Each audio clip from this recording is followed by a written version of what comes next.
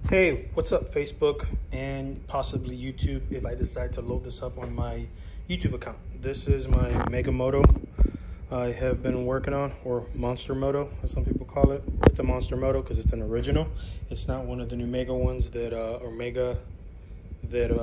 Go Power Sports came out with after they acquired the rights for it. But anyways, I wanted to show this.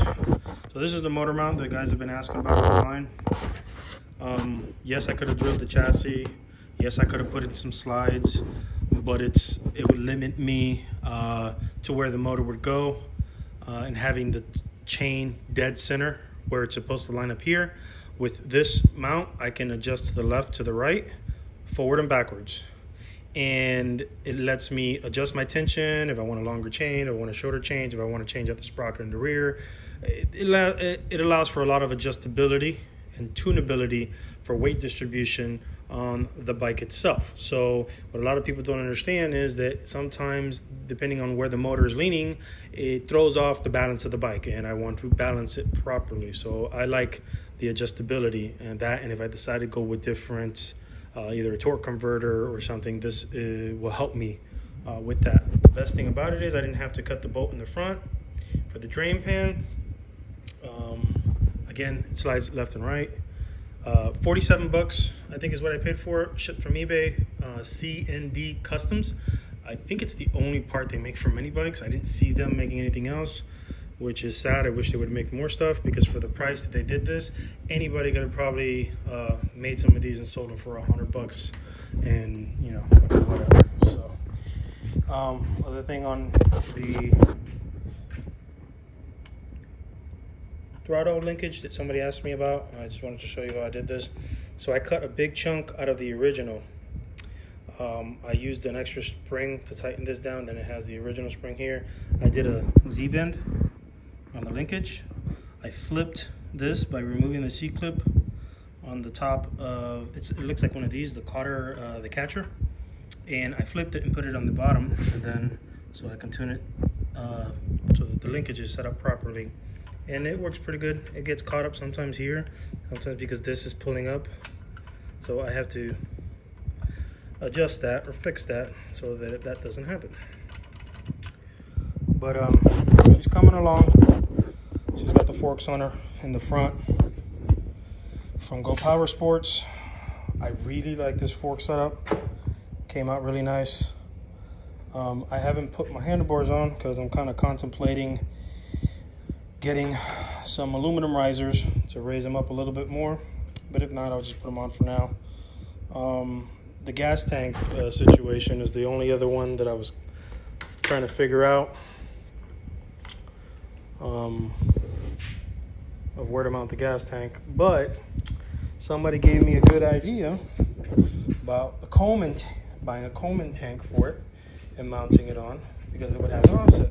It just so happens that I have a Coleman tank, so I will probably be putting that on there.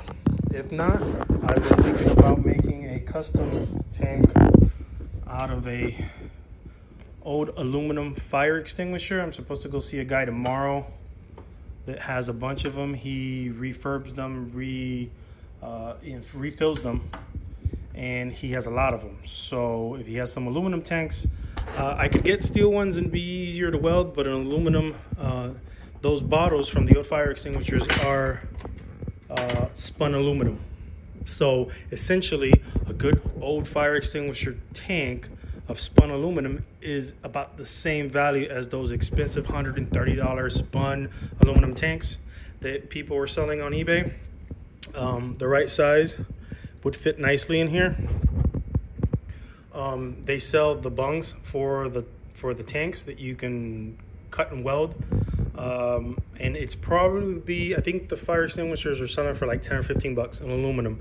If I can get one that fits in here perfect, cut the one end off, put a cap on it, put a bung on it, put a tap on it. I think I could probably pay a local welder probably 30-40 bucks to weld dungs. They sell them on eBay. I've seen some for as cheap as 15 bucks, screw on with the vent caps.